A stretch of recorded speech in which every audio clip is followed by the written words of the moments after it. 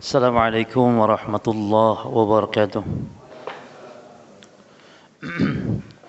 Alhamdulillah rabbil alamin. Wassallallahu wasallam wa baraka ala nabiyyina Muhammadin wa ala alihi wa ashabihi wa tabi'in wa man tabi'ahum bi ihsanin ila yaumiddin wa sallama tasliman katsira, amma ba'd. Para jamaah salat maghrib, kaum muslimin wal muslimat rahimani wa rahimakumullah, melanjutkan bab minasyirki al-isti'adzatu bi ghairillah. Bab di antara kesyirikan adalah meminta perlindungan kepada selain Allah. Dan meminta perlindungan atau meminta pertolongan atau meminta bantuan, ini ada 3 poin yang sama dalam kaidahnya. Minta perlindungan namanya al-isti'adzah. Kalau minta pertolongan namanya al-isti'anah, dan meminta bantuan ketika ada kesulitan namanya al-istighatsah. Ini kaidahnya adalah semua itu kalau diminta kepada selain Allah dalam perkara yang tidak mampu dilakukan kecuali hanya oleh Allah, maka jatuhlah kepada syirik yang besar. Namun disyaratkan ini bagi yang telah meninggal ya selain Allah atau yang gaib, maka syaratnya boleh meminta perlindungan, meminta bantuan, meminta pertolongan kepada selain Allah boleh, namun dengan 3 syarat tadi. Apa syarat pertama? An yakuna maqduran, mampu melakukannya. Yang kedua, an yakuna hadiran, hadir, ada. Dan yang ketiga, an yakuna hayyan, harus orang yang hidup. Hidup, mampu dan hadir, ada. Baik, kita baca hadis dari Haulah binti Hakim. Ya, enggak tahu saya kalau nak tanda di kitab saya ini, ya. An Haulata binti Hakim qalat, dari Haulah binti Hakim qalat, dia berkata, sami'tu Rasulullah sallallahu alaihi wasallam yaqul, saya mendengar Rasulullah SAW bersabda, man nazala manzilan, siapa yang singgah di sebuah tempat, faqala a'udzu bikalimatillahi tammati, lalu dia berlindung, berdoa membaca a'udzu, aku berlindung bikalimatillahi tammati, dengan kalimat Allah yang sempurna. Kalimat Allah yang sempurna. Min syarri ma khalaq, dari kejahatan yang diciptakan, lam yadurruhu syai'un, maka tidak ada yang membahayakan dia sedikit pun, hatta yarhala min manzilihi dzalik, sampai dia tinggalkan tempat tersebut. Rawahu Muslim. Nah, hadis ini para jemaah sekalian mengandung pelajaran yang sangat agung. Ini baik bagi yang sedang safar singgah di sebuah tempat, atau bagi orang yang tidak safar. Yang tidak safar tapi melewati ya, tempat yang asing atau tempat yang dianggap membahayakan, maka membaca ini itu dipastikan dijamin keselamatan oleh Allah. Dan yang menarik di sini, kemarin sudah kita jelaskan juga, di sini dengan kata syai'un. Jadi syai'un itu nakirah fi siyaqi syarti yufidul umum. Yani syai'un itu adalah kata yang menunjukkan nakirah dalam konteks kalimat syarat, yakni barang siapa yang. Lalu di situ syai'un, ini menunjukkan umum. Yakni dari gangguan apapun diselamatkan, umum. Gangguan jin, gangguan manusia jahat, rampok, maling, gangguan binatang berbisa, binatang buas, syai'un masuk di situ. Juga tempat singgahnya tadi juga ya, man nazala manzilan juga. Man nazala manzilan, kalimat syarat. Siapa yang singgah di sebuah manzilan, nakirah fi siyaqi syarti fidul umum, tempatnya mana juga, tempat umum juga, mau di hutan, mau di laut, di udara, di darat ya. Termasuk kita jemaah, kalau kita sedang safar singgah di rest area misalnya, baca doa ini, a'udzu bikalimatil hitamati min syarri ma khalaq. Begitu parkir kendaraan kita di rest area, baca a'udzu bikalimatil hitamati min syarri ma khalaq. Atau singgah turun ya, di hutan, melintas hutan dan semisal. Taib. Haulah bintu Hakim, dia adalah bintu Hakim ibnu Umayyah As-Sulamiyah namanya. As-Sulamiyah kanat zaujatan li Utsman bin Mad'un. Awalnya dia istri Utsman bin Mad'un, wa kanat salihatan fadilatan, termasuk wanita yang saleh, wanita yang memiliki fadilah keutamaan. Lalu bi kalimatillahi al-murad biha huna al-Qur'an. Kalimat Allah di sini maknanya Al-Qur'an. Jadi Al-Qur'an menurut ahli sunnah wal jamaah dia adalah kalam Allah para jamaah. Munazzalun, ada 5 ya. Al-Quran menurut ahli sunnah wal jamaah dibangun di atas 5 pondasi. Yang pertama Al-Quran kalamullah. Yang kedua Al-Quran munazzalun. Yang ketiga Al-Quran ghairu makhluqin. Yang keempat Al-Quran minhu bada'a. Dan yang kelima Al-Quran wa ilaihi ya'ud. Jadi 5 ini harus diyakini oleh setiap muslim ahli sunnah. Kenapa ahli sunnah? Ya karena yang menyelisih ini ahli bid'ah dari kalangan orang-orang Mu'tazilah, orang Jahmiyah yang meyakini kalau Quran itu bukan kalam Allah tapi makhluk. Dan pernah terjadi fitnah besar-besaran di zaman para salaf dahulu, sampai-sampai banyak ulama dibunuh, banyak ulama dipenjarakan, termasuk Imam Ahmad bin Hanbal gara-gara membela Al-Quran adalah kalam Allah dan bukan makhluk, di mana semua umat saat itu manusia dipaksa untuk berkeyakinan seperti Jahmiyah atau Mu'tazilah yang mengatakan Al-Quran adalah makhluk. Ya, orang-orang Jahmiyah, orang Mu'tazilah mereka tidak menetapkan kalam Allah, sifat kalam bagi Allah. Sehingga kata mereka Al-Quran makhluk. Jadi yang benar Al-Quran kalamullah. Maka Syekh mengatakan yang dimaksud dengan bikalimatillahi tammati di sini yakni Al-Quran. Kalau Al-Quran makhluk, maka mustahil Nabi mengajarkan untuk berlindung kepada makhluk. A'udzu bikalimatillahi tammati. Maka Al-Quran bukan makhluk tapi kalam Allah. Kalam Allah sifat Allah. Al-Quran makhluk. Lalu Al-Quran itu apa yang kedua? Munazzalun, diturunkan dari Allah. Inna nahnu nazzalna dzikra. Inna anzalnahu fi lailatul qadar. Ini juga isyarat menunjukkan kalau Allah itu fis sama, karena Allah menurunkan Quran. Berarti kalau menurunkan Allahnya di atas. Al-Quran diturunkan munazzalun. Ghairu, yang ketiga ghairu makhluqin, bukan makhluk.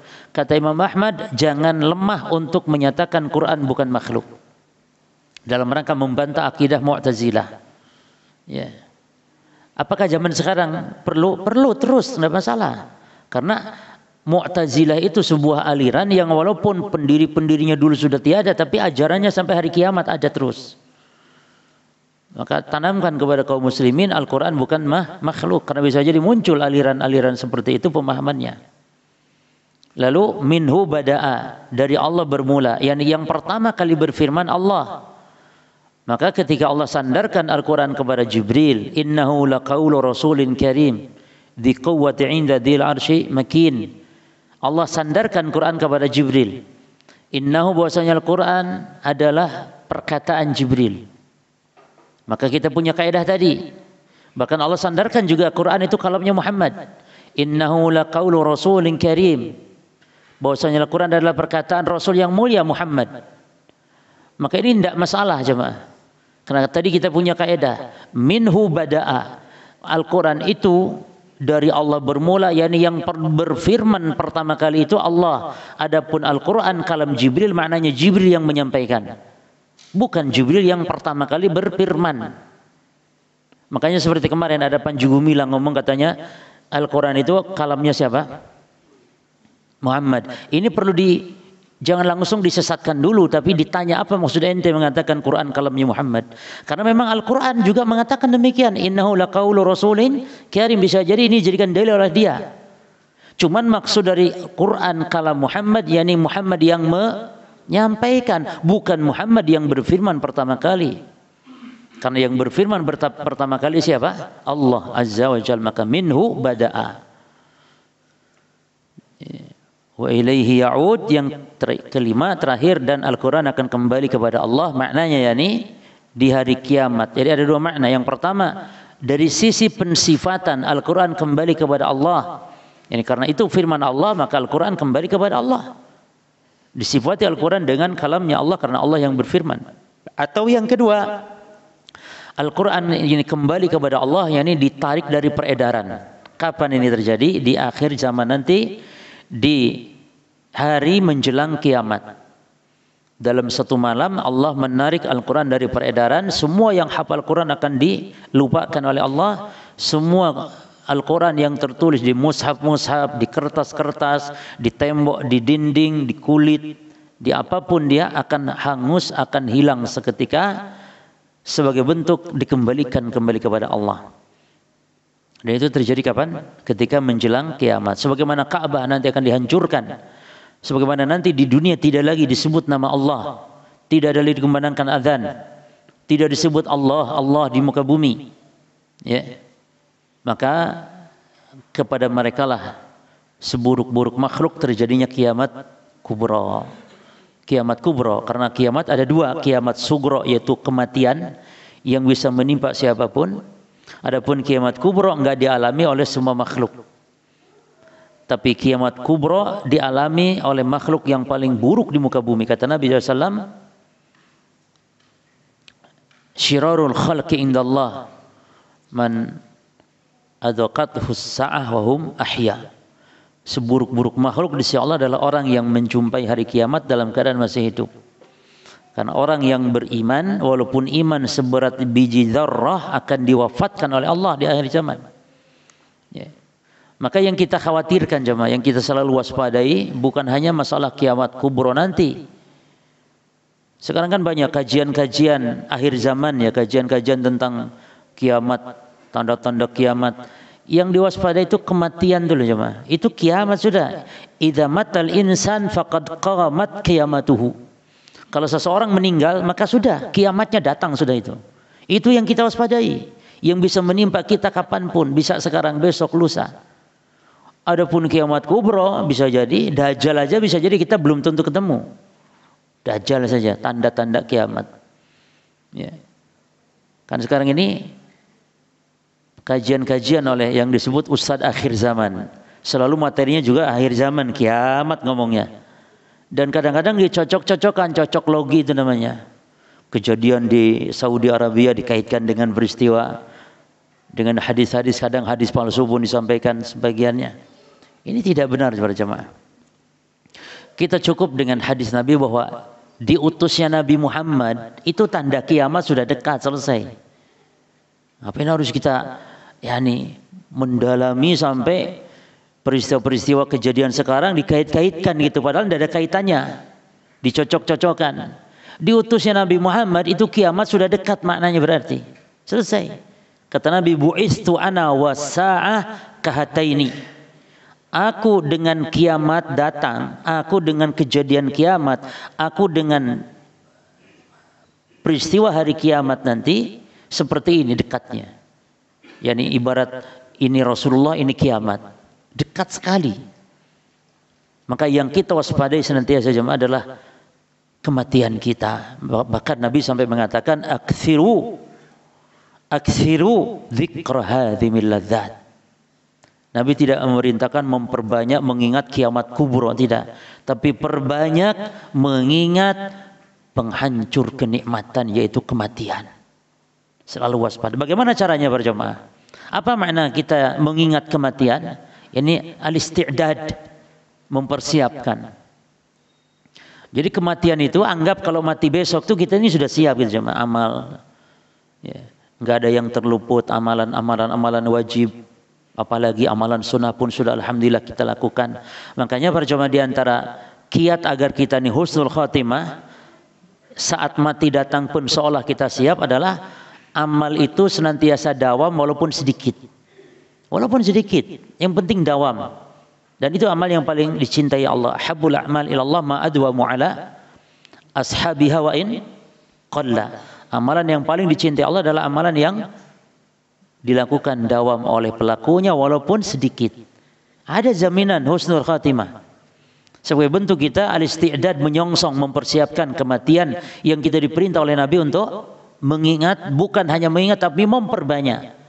Jadi ingat mati itu bentuk bagian ibadah. Ingat mati, ingat dan memperbanyak.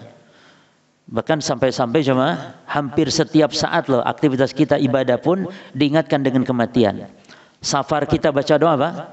Subhanalladzi sakhkhara hadza wa ma kana lahu muqrin wa inna ila rabbina lamun qalibun.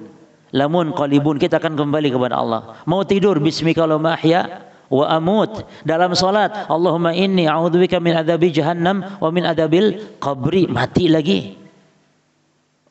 Bangun tidur, alhamdulilladzi ahyana ba'da ma amatana. Ingat mati terus. Ingat mati terus. Jadi kita senantiasa diingatkan. Dan orang kalau ingat mati itu, hidup ini tidak akan mudah putus asa. Tenang saja. Sesuatu yang luput tidak akan kecewa. Karena ngapain besok juga kita mati. Ya. Tapi jangan sampai ingat mati itu membuat hidup putus asa. Makan tidak enak, tidur tidak nyenyak, kerja tidak semangat. Alah ngapain kerja, mana yo mati. Tidak gitu maksudnya coba. Nek kerja tetap semangat. Karena bentuk ibadah. Ya. Taib.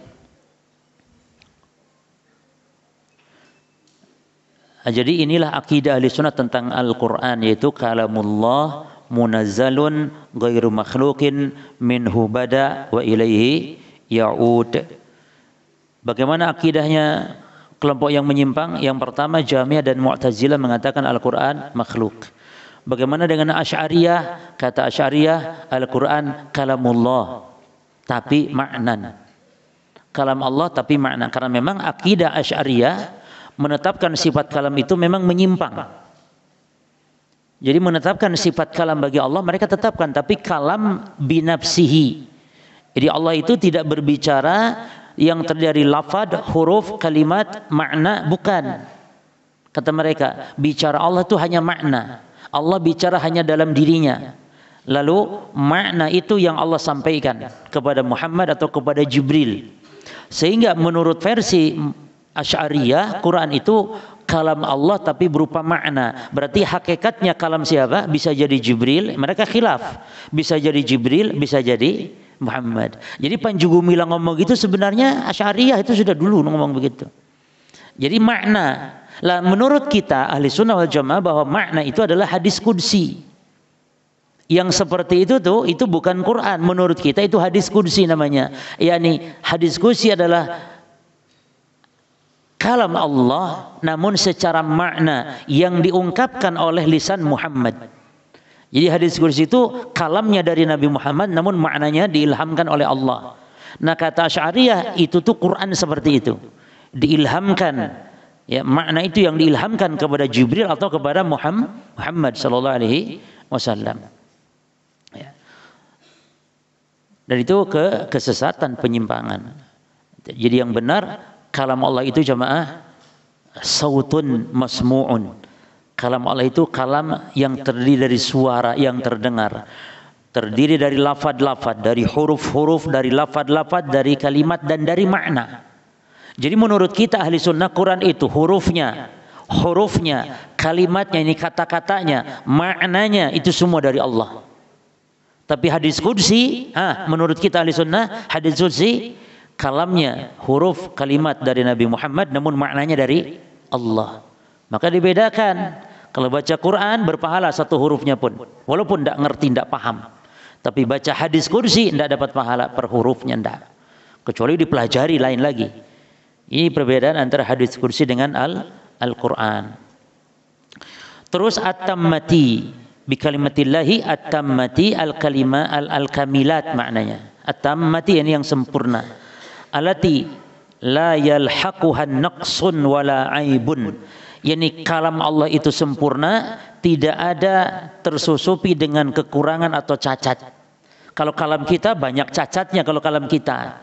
Dari sisi fasihnya kita tidak fasih, dari sisi kejujuran kita kadang dusta. Kalau kalam Allah itu adil kalam Allah, jujur kalam Allah, fasih kalam Allah dan mengandung nasihat, mengandung hikmah, itu kalam Allah. Min syarri ma khalaq, dari taib, mana dalil ya kawan yang menunjukkan kalau Al-Quran kalam Allah? Ingin dalil yang spesifik dari Quran yang menunjukkan Quran kalam Allah. Dalilnya surah At-Taubah ayat 6. Ya.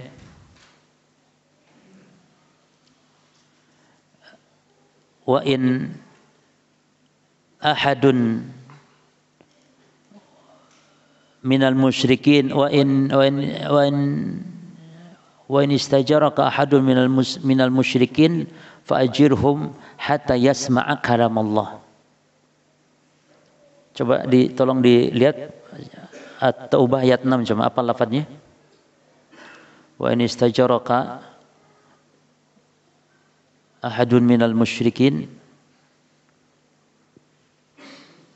fa'ajirhum hatta yasma'a kalam Allah. Kalau salah seorang dari orang musyrik minta perlindungan, maka beri perlindungan sehingga mereka mendengar kalam Allah. Mendengar apa maksudnya? Kalau ada orang musyrik lo minta suaka perlindungan, lindungi kata Allah. Sehingga nanti kaum musyrikin itu ada tinggal bersama kalian di masjid kalian, tidak apa-apa. Jadi kalau ada misalnya para jemaah ya, kalau ada orang musyrik, orang kafir yang butuh bantuan, mungkin ada bencana ya, tinggal di masjid boleh tidak? Boleh. Justru berfaedah bagi mereka kita kajian, orang musyrik dengar, orang kafir dengar. Boleh. Kecuali kalau memang orang kafir, orang musyrik masuk masjid untuk merusak, jangankan musyrik, hatta orang Islam masuk masjid untuk merusak, ya usir, nggak boleh masuk masjid. Justru di zaman Nabi, Sumamah bin Asal masuk Islam gara-garanya oleh Nabi diikat, ditawan di tiang masjid, lalu Nabi ceramah, Nabi baca Quran, mendengar ayat Al-Quran dibacakan, masuk Islam. Maka kata Allah, hatta yasma'a kalam Allah, sampai mereka akhirnya mendengar kalam Allah. Apa kalam Allah? Ini Allah ngomong, yani la kalam Allah, yani maknanya mendengar Al-Quran dibacakan oleh Nabi. Jadi boleh berjamaah ya, orang musyrik masuk masjid, orang musyrik ikut kajian, kalau tujuan hal yang baik seperti ini. Intinya orang musyrik boleh masuk masjid kalau ada hajat. Boleh. Jangan dilarang, jangan disuruh masuk Islam dulu. Kalau mau sholat baru. Orang kafir mau sholat, nggak boleh, jangan. Ya, biar Ustaz, biar nanti dia terbiasa. Lah bagaimana tidak sah sholatnya? Dan itu bentuk melecehkan Allah. Bagaimana dia sholat tanpa terpenuhi syaratnya itu al-Islam? Tapi kalau dengar kajian boleh. Sebagaimana Sumamah bin Asal dalam keadaan musyrik dia mendengar Quran dibacakan, setelah itu dia mendapat hidayah. Ada yang bisa buka tadi? Apa Ustaz? Taib. Wa in ahadun minal musyrikin istajaraka fa'ajirhum hatta yasma'a kalam Allah. Surah At-Taubah ayat 6 ini dalil yang menunjukkan bahwa Al-Quran kalam Allah. Allah menyebut di situ sampai mereka mendengar kalam Allah, yakni sampai mereka mendengar Al-Quran. Jadi zaman dulu Imam Ahmad sampai di penjara mempertahankan ini, bahwa Al-Quran bukan makhluk tapi kalam Allah, kalam Allah. Taib. Min syarri ma khalaq, dari kejahatan yang diciptakan, ay min kulli syarrin fi ayyi makhluqin qama bihi syarr, yani dari setiap kejahatan yang makhluk melakukan kejahatan tersebut, min hayawanin aw ghairihi, baik hayawan ini makhluk ya, bukan hewan saja. Setiap makhluk hidup disebut hayawan. Kita juga hewan, tapi hewan yang natiq, hewan yang makhluk yang bisa berbicara. Kalau binatang itu hewan yang ghair natiq, hewan yang tidak bisa ngomong. Maka binatang itu disebut ya buhmun, jadi yang tidak bisa berbicara, maka disebut bahimah. Kenapa sapi disebut bahimah? Karena li'annaha la tatakallam, karena sapi nggak bisa ngomong. Hewan ternak ya disebut bahimah. Taib. Jadi kejahatannya umum. Al-ma'na al-ijmali lil hadis, makna global terhadap hadis ini adalah yursyidun nabiyyu sallallahu alaihi wasallam ummatahu. Nabi membimbing umatnya ilal isti'adah an-nafi'ah, terhadap meminta perlindungan yang sangat bermanfaat kepada Allah. Karena bagaimana tidak bermanfaat para jamaah? Orang yang membaca ini dijamin mendapat perlindungan loh jamaah dari mara bahaya. Ini luar biasa ini. Ini senjata, bahkan ini harus diajarkan kepada anak-anak kita. Kalau lewat di tempat yang disinyalir angker misalnya, Sampaikan, nak, ini kita lewat tempat yang bahaya ya. Ini banyak kejahatan di sini. Namun tenang, kita sudah punya doanya, punya penolaknya. Rasul sudah ajarkan kita. Baca, ajarkan anak kita demikian. A'udzu bikalimatillahi tammati min syarri ma khalaq. Ada lagi satu lagi para jamaah, perlindungan kita untuk anak. Sebagaimana Nabi Ibrahim melindungi putra-putranya dengan doa ini, juga sebagaimana Nabi Muhammad SAW melindungi Hasan dan Husain. Yani meminta perlindungan untuk Hasan dan Al-Husain kepada Allah dengan membaca doa, u'idzukuma, aku berlindung untuk kalian berdua wahai Al-Hasan dan Al-Husain, bikalimatil tammati, ya, dengan atau terhadap kalimat Allah yang sempurna, minasyaitan wa hammah wa ainil lamah, dari gangguan syaitan, dari hamah binatang berbisa, dan wa ainil lamah, dari ain. Jadi anak-anak kita ini lemah jemaah. Kita harus bentengi dengan doa-doa tadi, perlindungan. Apa bacanya kalau anaknya kita laki-laki? Cukup u'idzuka. Kalau perempuan u'idzuki. Kalau dua orang u'idzukuma. Kalau banyak u'idzukum. Dibaca di dekat anak kita, baik bayi, hatta anak baru lahir juga baca ini. Bukan adzan dan qomat, tapi justru baca ini. Ketika anak kita baru lahir, u'idzuka. Kalau laki-laki, u'idzuka bikalimatil tammati minasyaitan wa hammah wa ainil lamah.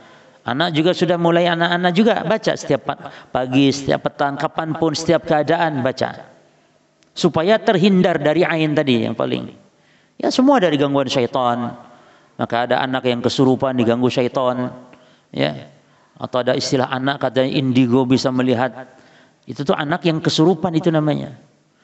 Jadi kalau ada peruqyah mengatakan, datang orang meruqyah misalnya, lalu ngomong kepada kita, Pak, itu di pojok itu ada jinnya, Pak. Berarti dia sendiri yang harus diruqyah terlebih dahulu. Karena dia melihat jin berarti dia kesurupan. Ya, innahu yarakum huwa wa qabiluhu min haitsu la tarawnahum. Jin, yakni jin itu melihat kalian, termasuk kabilah-kabilah mereka melihat kalian wahai manusia, kata Allah. Dari arah kalian manusia tidak bisa melihat mereka. Adapun melihat jin dalam wujud yang lain, na'am, kita bisa melihat bentuk ular, ya. Kata Nabi, jin itu ada 3 bentuk. Ada jin yang terbang, ada jin yang jalan, ada jin yang berbentuk binatang. Yani jelmaan jin itu cuma. Jelmaan jin. Jadi kalau antum ada orang mati kok hidup lagi, enggak, itu jin menyerupai dia, menyerupai orang yang telah mati. Dia mampu atas izin Allah, memiliki kudrah, kemampuan yang kita tidak mampu. Jin. Maka kalau ada orang kok hidup lagi ya, maka nanti Dajjal itu bisa membangkitkan orang mati, ya, supaya kita ini ikut percaya kepada Dajjal yang ngaku Allah, ngaku Rabb. Maka Dajjal nanti akan mengatakan, mana kakek nenekmu sudah mati? Ya. Mau kamu saya hidupkan? Ya mau. Dihidupkan. Ternyata bukan berarti kakek nenek kita hidup lagi, tapi syaitan yang kerjasama sama Dajjal ini merubah wujud kakek nenek kita, sehingga orang itu pun akan beriman kepada Dajjal akhirnya. Ya, kecuali orang yang beriman tidak akan mengikuti Dajjal. Jadi Dajjal itu nanti sezaman dengan Nabi Isa. Nah, Dajjal dan juga Ya'juj Ma'juj, termasuk satu lagi Imam Mahdi itu sezaman. Bahkan Dajjal itu nanti matinya dibunuh oleh Nabi Isa alaihissalam, yaqtuluhu Isa, ditombak. Ya'juj Ma'juj juga binasa oleh Nabi Isa, tapi oleh doanya Nabi Isa kepada Allah. Ya. Dan Imam Mahdi akan berperang bersama Nabi Isa. Jadi ini sezaman 4 peristiwa ini. Turunnya Nabi Isa, keluarnya Dajjal, ya. Kemudian munculnya Imam Mahdi, dan keluarnya Ya'juj Ma'juj dari benteng yang dibangun oleh Dzulkarnain. Ya, itu semua perkara gaib, cuma kita tidak tahu karena Quran tidak menyebutkan. Jangan kita sekarang mencocok-cocokkan. Nanti Dzulkarnain paling tembok Cina disebut. Jemaah sudah nih. Dajjal itu sekarang sudah ada, jemaah. Bahkan Tamim Ad-Dari bercerita kepada Rasulullah dan dibenarkan oleh Rasul kalau dia pernah ketemu Dajjal di sebuah pulau. Nah sudah, Nabi nggak menyebut pulau mana, padahal mampu Nabi kalau untuk menyebutkan wahyu Allah bisa. Oh pulaunya mana? Oh Sidoarjo misalnya bisa. Tapi kan tidak disebutkan, sengaja supaya kita ini beriman. Lah kalau Nabi sebutkan lah moro-moro nang kono kabeh kepengen ketemu kenalan nang Dajjal. Jadi Dajjal itu manusia jemaah, anak Adam, anak cucu Adam. Jangan seperti orang-orang filsafat yang menyatakan Dajjal itu ketimpangan sosial. Sehingga Amerika itu Dajjal, Amerika Dajjal. Oke. Dia manusia, syab. Jadi Dajjal itu pemuda. Dan Dajjal itu tidak berketurunan. Dapat jangan nanya, Ustaz kawin enggak Dajjal? Embuh kawin apa enggak? Yang penting enggak ada keturunannya. Pemuda dia, pendek, rambutnya keriting gimbal.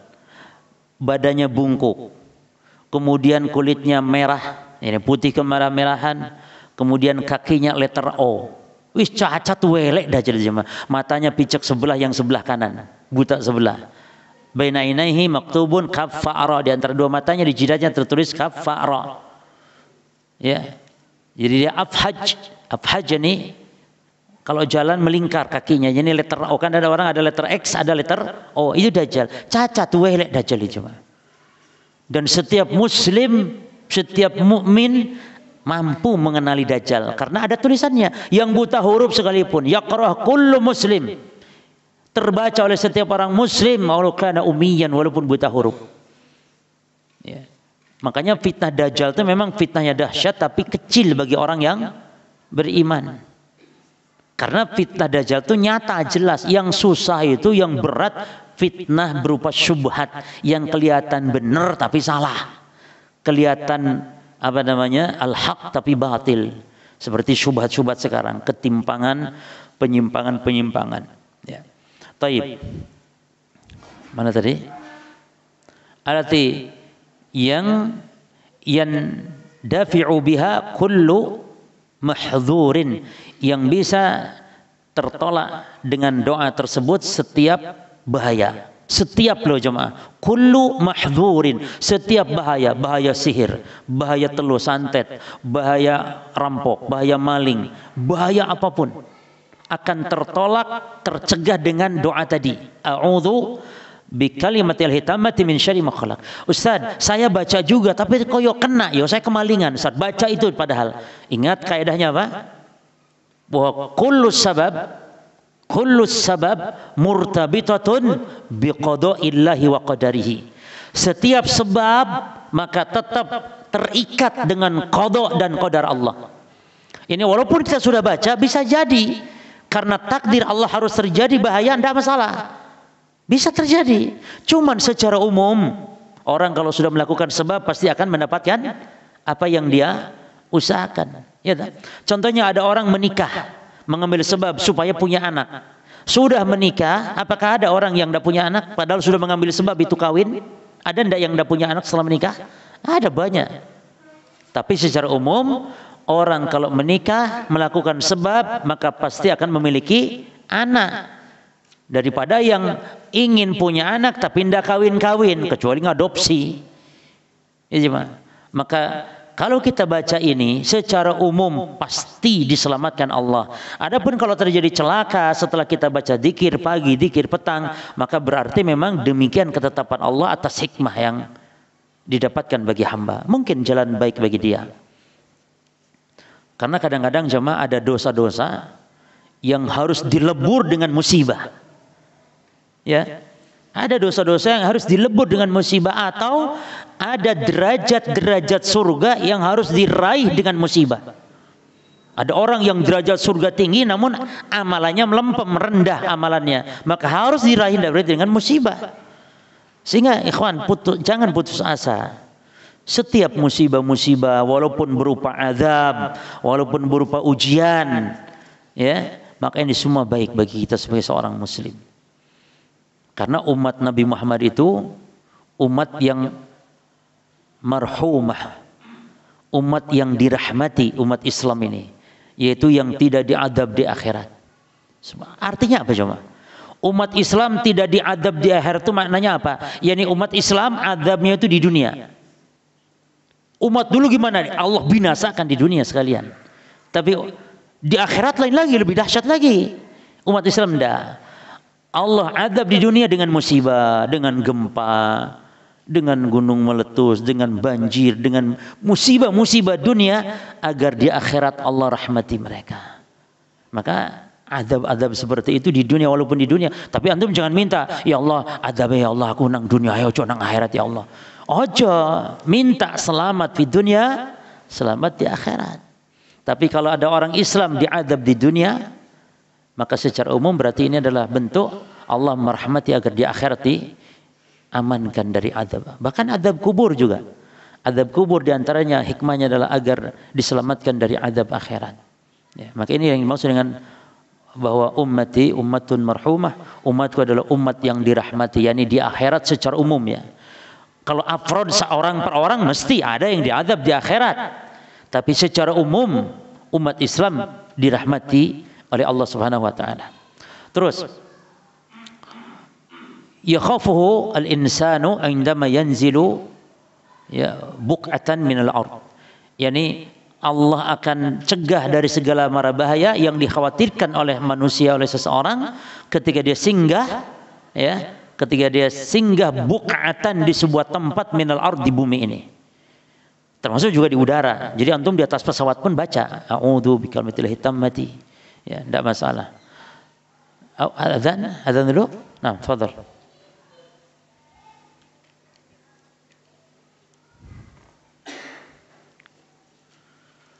Bismillah, alhamdulillah, wassalatu wassalamu ala rasulillah wa ba'd.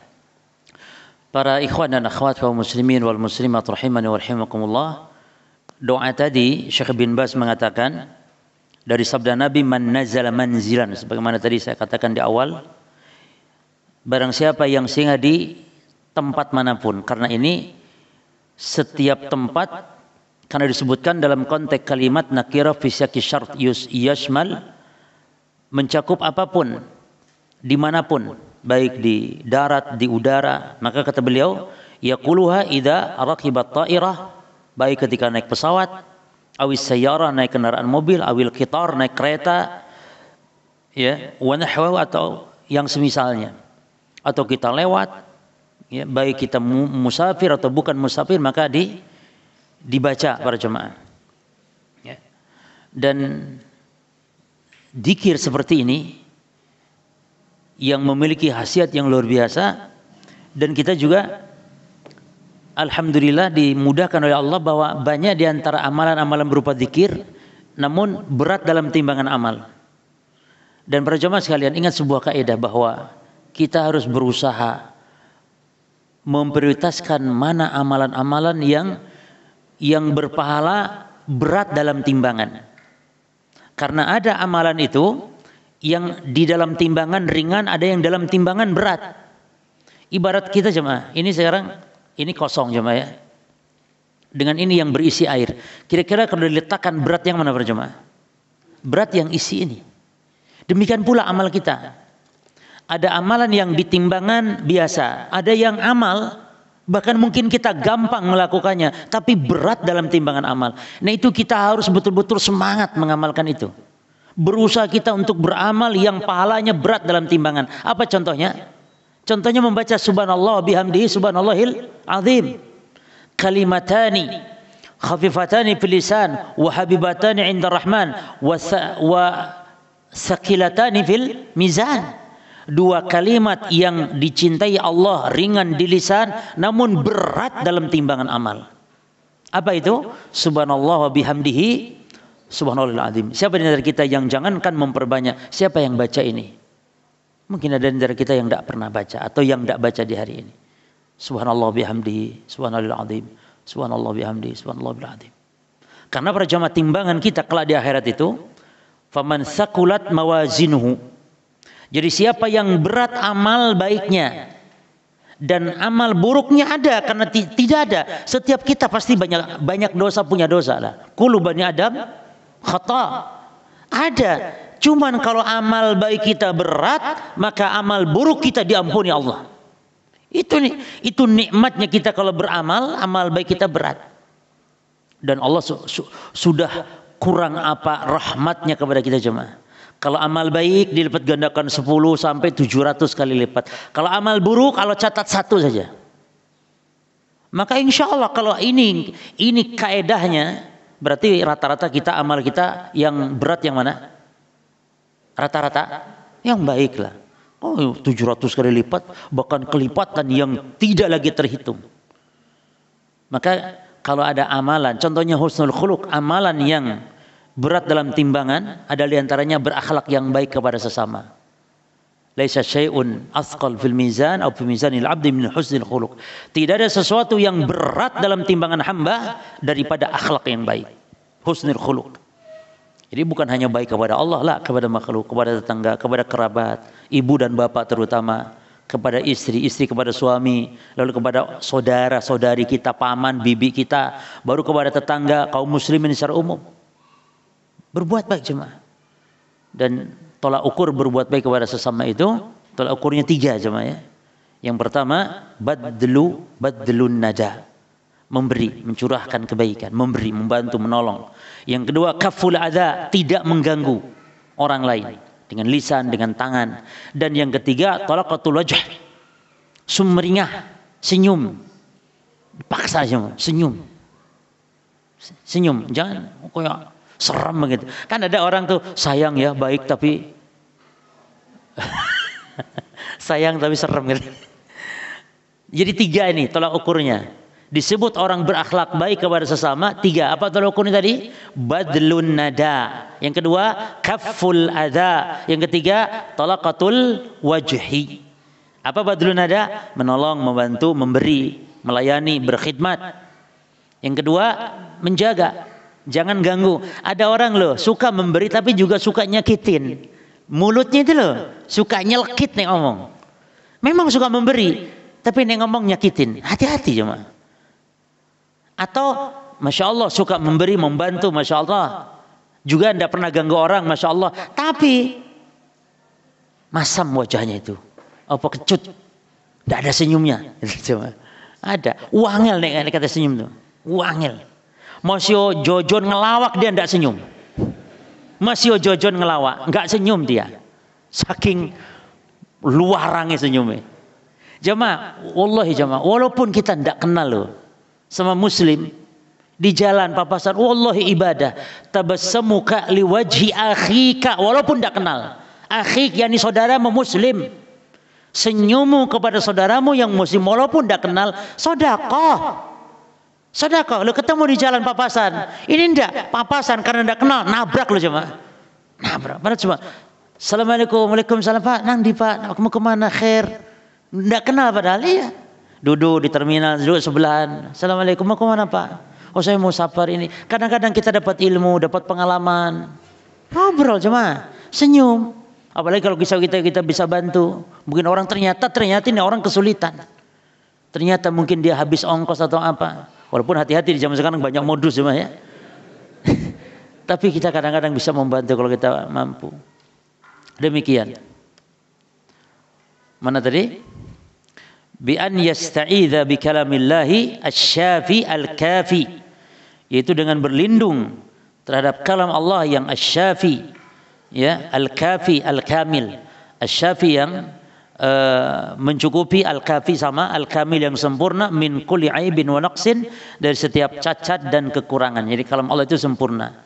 Liya'mana min manzilihi dzalik, agar aman di tempat tersebut, madama muqiman fi, selama kita tinggal di situ. Selama tinggal di situ, min kulli ya ghailati su, dari setiap yakni perkara-perkara keburukan. Munasabatul hadisil bab, kaitan hadis dengan bab apa? Anna fihi, bahwa di dalam hadis irsyadan, ada bimbingan, ilal isti'adah, kepada minta perlindungan, an-nafi, yang bermanfaat, al-masyru'ah, yang disyariatkan, badalan, sebagai pengganti minal isti'adzati, dari minta perlindungan, asyirkiyah, yang syirik. Sebagaimana dulu orang-orang jahiliyah kalau melintasi tempat atau lembah atau gunung atau laut atau apapun, berlindungnya kepada penguasa laut, penguasa gunung tersebut, yaitu jin-jin yang dimaksud, syaitan. Wa annahu kana rijalun minal ins ya'uduna bi rijalin minal jin fajaduhum rahaqa. Dahulu ada orang-orang dari golongan manusia meminta perlindungan kepada orang-orang dari jin. Masa orang jin? Nek jin apa cuma? Nek manusia orang, nek jin wong. Padha ae. Ya wis orang aja kan pada makhluk. Jadi ada orang dari golongan manusia minta perlindungan daripada orang dari golongan jin. Ya. Nah, diganti oleh syariat yaitu membaca a'udzu bikalimatillahit tammati min syarri ma khalaq. Daripada kebanyakan kaum muslimin sekarang. Permisi mbah, putu mau lewat mbah, ojo ganggu mbah. Putu mau lewat mbah. Siapa mbah jemaah? Penguasa tempat tersebut. Dan ini kalau ada rasa takut terjadi sesuatu, maka ini takut seperti ini takut yang hukumnya syirik akbar. Bukan kecil jemaah. Hati-hati, ini syirik akbar.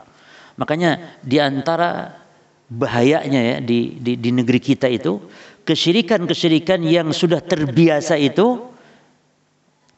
yang di lisan-lisan mereka itu sebenarnya syiriknya bukan syirik kecil gitu. Seperti menyembelih untuk nyiroroki dulu kan syirik besar tuh jemaah. Bukan syirik kecil, tapi justru kan dilestarikan sebagai apa namanya itu jemaah? Kearifan lokal atau apalagi namanya budaya ya. Budaya itu tidak dilarang, silahkan selama tidak bertentangan dengan syariat. Ya. Seperti ucapan kalau lewat permisi mbah, putumu mbah, lewat ojo ganggu mbah. Ini kan minta perlindungan kepada selain Allah.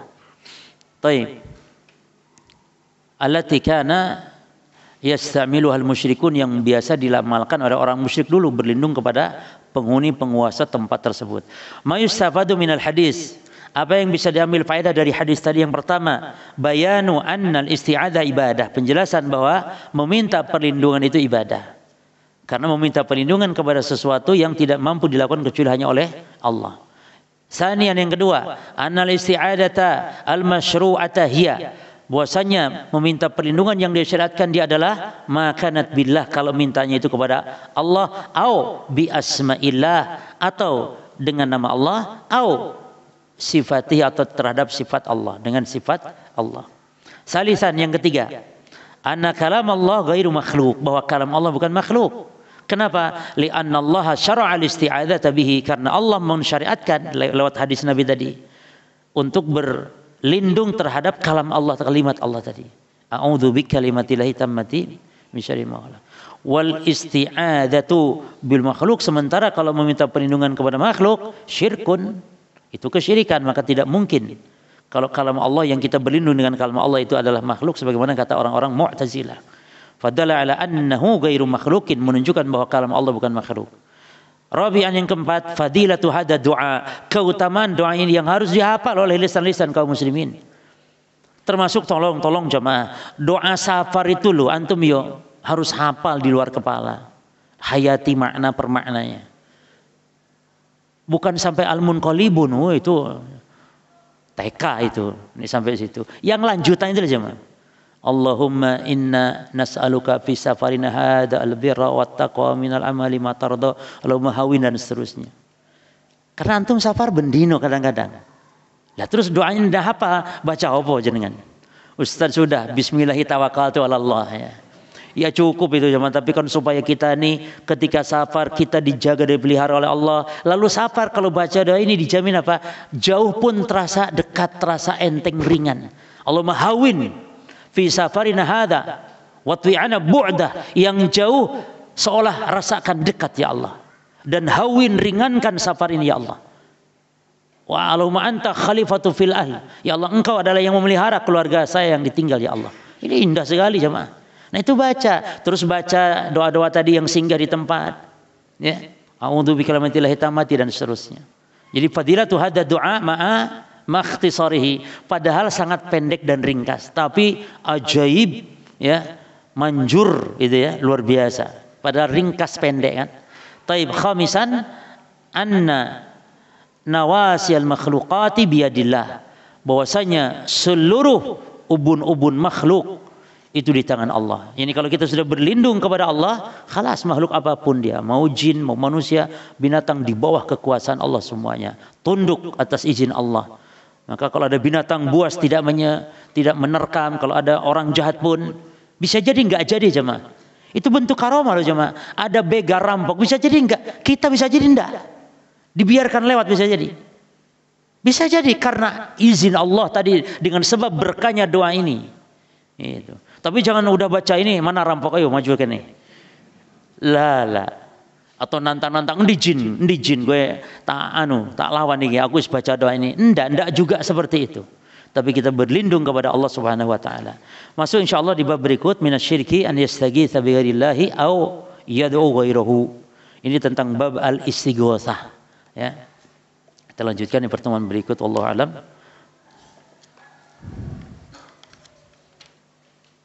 Subhanakallahumma bihamdika asyhadu an la ilaha illa anta astaghfiruka wa atubu ilaik. Assalamualaikum warahmatullahi wabarakatuh.